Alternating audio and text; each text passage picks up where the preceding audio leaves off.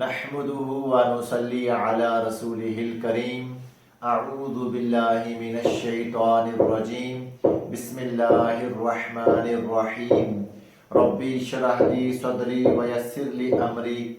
واحلل عقدۃ من لسانی یفقہوا قولی۔ رسول پاک جناب محمد رسول اللہ صلی اللہ علیہ وسلم کے پاس اللہ پاک کے فرشتے سیدنا جبرائیل علیہ السلام جب وحی لے کر آئے تو آقا علیہ السلام اس کے بعد بھی غار حرا کے اندر قیام کرتے تھے، تو اللہ کے حبیب علیہ السلام کے خلاف مشرکین مکہ نے کافی باتیں کرنا شروع کر دی، تو اللہ کے حبیب علیہ السلام ان کی باتوں سے تنگ آ کر پہاڑ سے نیچے چھلانگ لگانا چاہتے تھے، اپنی زندگی ختم کرنا چاہتے تھے، لیکن اللہ پاک نے اپنے فرشتے سیدنا جبرائیل علیہ السلام کے ذریعے سے اپنے محبوب پیغمبر علیہ السلام کی مدد فرمائی اور آقا علیہ السلام نے ایسا نہیں کیا۔ پھر ایسے ہوا کہ کچھ عرصہ تک وحی کے اندر بندش آ چکی تھی کہ وحی کا سلسلہ رک چکا تھا، تو رسول پاک علیہ السلام کافی غمگین تھے، کافی پریشان تھے کہ وہ جو فرشتہ آقا علیہ السلام کے پاس قرآن پاک کی آیات لے کر آیا تھا وہ دوبارہ کیوں نہیں آ رہا۔ تو کتنی دیر تک جبرائیل علیہ السلام آقا علیہ السلام کے پاس نہیں آئے تھے، تو اس کے بارے میں علماء کا تھوڑا سا اختلاف ہے۔ کچھ علماء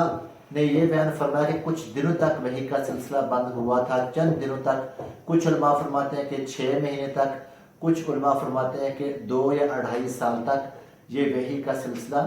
رکا رہا، اس میں بندش آئی تھی۔ تو اس کے بارے میں ابن سعد نے سیدنا عبداللہ بن عباس رضی اللہ تعالیٰ عنہ سے جو روایت نقل کی ہے اس میں یہ ہے کہ آقا علیہ السلام کے پاس جو وحی کی بندش تھی، یعنی جو وحی آتی تھی وہ چند دنوں کے لیے رکی تھی، وحی کی بندش کچھ دنوں کے لیے ہوئی تھی۔ تو علماء بھی بیان فرماتے ہیں کہ اللہ کے حبیب علیہ السلام بہت زیادہ پریشان تھے اور آقا علیہ السلام نے کئی بار پہاڑ کے اوپر سے جا کر نیچے چھلانگ لگانا چاہی، اپنی زندگی ختم کرنا چاہا۔ آقا علیہ السلام جو تھے وہ یعنی مطمئن نہیں ہو رہے تھے اور آقا علیہ السلام کافی غمگین تھے، کافی پریشان تھے۔ تو پھر جبرائیل علیہ السلام آتے اور اللہ کے حبیب علیہ السلام کو آ کر روکتے اور جبرائیل علیہ السلام فرماتے کہ اے محمد صلی اللہ علیہ وسلم، آپ اللہ کے رسول ہیں اور میں جبرائیل ہوں۔ تو رسول پاک علیہ السلام کے نفس کو قرار آ جاتا تھا۔ تو اسی طرح پھر یہ کچھ عرصہ تک جب یہ وحی کا سلسلہ رکا رہا، پھر جبرائیل علیہ السلام آقا علیہ السلام کے پاس اللہ پاک کا دوبارہ پیغام جب لے کر آئے، تو اس کے بارے میں صحیح بخاری شریف کی حدیث ہے، حدیث پاک کے راوی ہیں سیدنا جابر بن عبداللہ رضی اللہ تعالیٰ عنہ۔ وہ روایت فرماتے ہیں کہ آقا علیہ السلام نے خود بیان فرمایا کہ میں غار حرا سے واپس چلا آ رہا تھا، تو بطن وادی میں جب پہنچا، یا غالباً یہ بھی کہہ سکتے ہیں کہ وادی کے پیٹ میں جب میں پہنچا تو مجھے آواز آئی۔ صبح کا وہ وقت تھا، آقا علیہ السلام فرماتے ہیں کہ رمضان کے قیام کے بعد میں وہاں سے نکلا تھا، تو صبح کا وقت تھا جب مجھے آواز آئی تو میں نے ادھر ادھر دیکھا،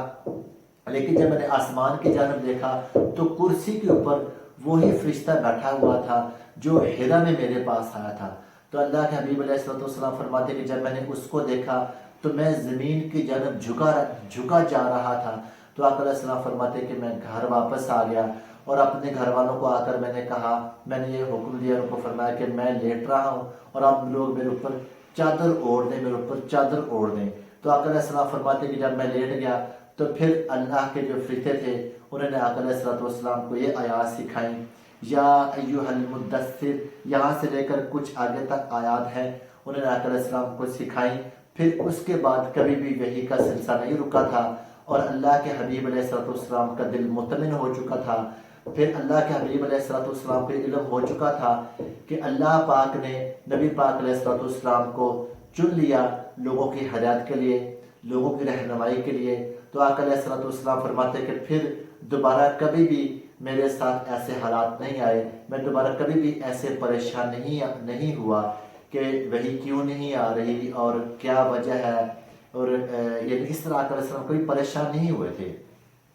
تو اس کے بعد آپ لوگوں کو میں یہ بتانا چاہوں گا کہ علماء نے وحی کی چند اقسام ہمارے سامنے بیان کی ہیں، اور یہ اقسام آپ لوگوں کے سامنے میں نیکسٹ لیکچر میں بیان کروں گا انشاءاللہ۔ السلام علیکم ورحمۃ اللہ وبرکاتہ.